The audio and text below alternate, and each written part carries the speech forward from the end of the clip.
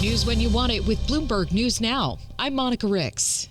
A Ukrainian delegation has arrived in the U.S. for more peace talks to end its war with Russia, even as the Kremlin steps up attacks targeting Ukraine's power grid. Kyiv says Russia's weaponizing winter, leaving people in more than 20 settlements without power. The delegation's working to finalize documents now that include recovery and security guarantees from the U.S.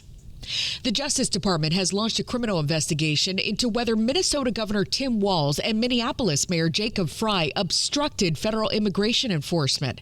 Attorney General Pam Bondi issued a brief statement on social media last night saying no one is above the law. But both Walz and Frey are pushing back, calling it a bullying tactic. Minnesota's Attorney General Keith Ellison agrees and says the Trump administration is weaponizing the DOJ. When powerful leaders use it against people who are just doing their jobs as their voters elected them to do, that's a very sad day in America. Meantime, a win for protesters in Minneapolis. A federal judge has ordered immigration officers not to arrest, detain, pepper spray, or otherwise retaliate against peaceful protesters in the city following weeks of violent clashes. The Justice Department will likely appeal that ruling. It was a quiet end to a volatile week for investors with the new earnings season kicking off. Bloomberg's Charlie Pellett has details. Stocks move lower on concern that President Trump is cooling on his dovish frontrunner Kevin Hassett to head the Federal Reserve. The S&P 500 struggled to gain traction and finished lower for the week, down 0.4%, while the Russell 2000 index of small-cap shares kept rising and beat the S&P 500 for an 11th straight session.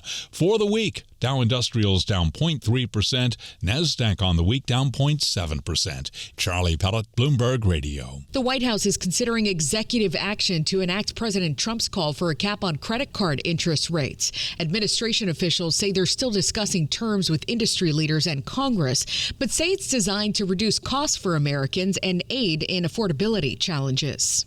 Bayer is getting a high court hearing, hoping to get more lawsuits against its Roundup weed killer tossed. Here's Bloomberg's Ed Kalegi. The Supreme Court has agreed to hear Bayer's appeal, taking aim at thousands of lawsuits targeting its top-selling Roundup weed killer for causing cancer. The High Court agreed Friday to hear Bayer's challenge to a $1.25 million Missouri jury verdict against the company's Monsanto unit over Roundup on the grounds some of the claims were preempted by federal law. The company already has paid more than $10 billion in verdicts and settlements. It has set aside another $6 billion to deal with the litigation.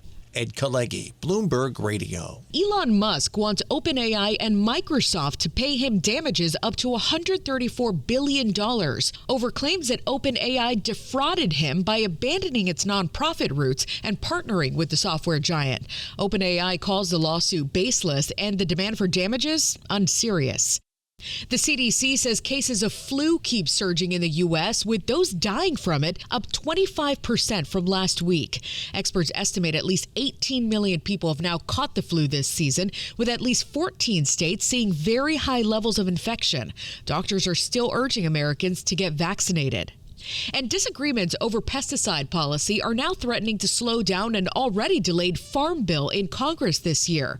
Bloomberg's Amy Morris reports from Washington. House Agriculture Chair G.T. Thompson still plans to include language in a farm policy package that would limit state and local regulation of pesticides, despite renewed opposition to the proposal from Democrats, some Republicans, and health activists. Now, Thompson's reasoning is that it'll drive up the cost of food to have 50 different states using different pesticide regulations. Thompson brushed aside opposition, pointing out that House Agriculture Committee members, including 4 Democrats, already voted to advance the proposal, but that package never came up for a floor vote. In Washington, Amy Morris, Bloomberg Radio. And that's news when you want it with Bloomberg News Now. I'm Monica Rix, and this is Bloomberg.